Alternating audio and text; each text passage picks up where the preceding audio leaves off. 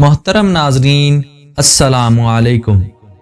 محترم ناظرین، آج کا یہ واقعہ آپ کو رونے پر مجبور کر دے گا۔ حضرت بلال رضی اللہ تعالی عنہ حضرت عمر فاروق رضی اللہ تعالی عنہ سے ملنے آئے۔ جب بلال رضی اللہ تعالی عنہ دروازے سے داخل ہوئے تو فاروق اعظم رضی اللہ تعالی عنہ کرسی چھوڑ دی، ہاتھ باندھ کر کونے میں کھڑے ہو گئے۔ کالا رنگ، نام لکھنا نہیں جانتے، کیسر و کسری کو خاطر میں نہ لانے والے عمر رضی اللہ تعالی عنہ بلال رضی اللہ تعالی عنہ کے سامنے کھڑے ہو گئے۔ لوگ کہنے لگے، عمر کون آ رہا ہے جس کے لیے آپ کو یہ استقبال کر رہے ہیں؟ حضرت بلال رضی اللہ تعالی عنہ آئے اور کہنے لگے، امیر المومنین کیا کر رہے ہیں؟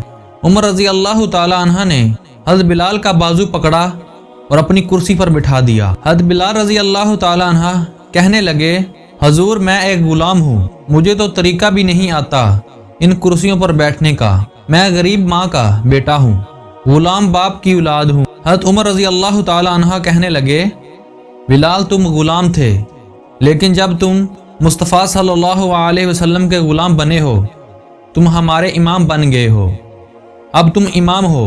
رسول اللہ صلی اللہ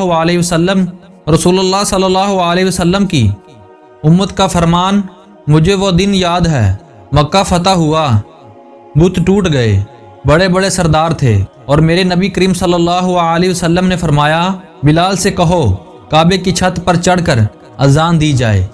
لوگوں نے کہا، حضور اور کسی کی ڈیوٹی لگا دیں، تو آپ صلی اللہ علیہ وسلم نے فرمایا، چپ کرو، بدر میں مار کھا کے اذان پڑے تو بلال، احد میں پتھر برسے اذان پڑے تو بلال، بلال تپتے صراع میں پتھر کھا کے اذان پڑے تو بلال، اور آج اگر اللہ تعالیٰ نے عزت دی ہے تمہیں لوگوں کو دیکھ کے بلال رضی اللہ تعالیٰ عنہ کو عزت نہ دو، فرمایا کوئی اوپر نہیں چڑھے گا، اور فرمایا اے بلال کعبے کی چھت پر چڑھ کر اذان دو، اور حضرت بلال رضی اللہ تعالیٰ عنہ کی بڑا عالی مقام تھا۔